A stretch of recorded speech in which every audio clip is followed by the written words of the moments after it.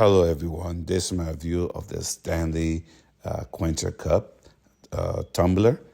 This cup is a pretty sturdy and nice cup. It holds about 20 fluid ounces, so you have a lot of water or whatever you want to put in there to drink, so it can last you all day. It's insulated, so you put in your ice or even coffee and it can stay hot or cold for a long time. You can keep ice in there and keep it cold for a very long time.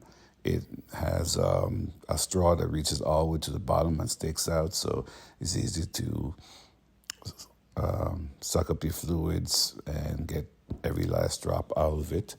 Its unique design doesn't make it leak very much, or also you have to worry about it splashing up on you, especially if you're going over bumps and stuff. When you have it in your car, it keeps the fluids inside, so it's a pretty good drink holder that I highly recommend, and I hope this review helped.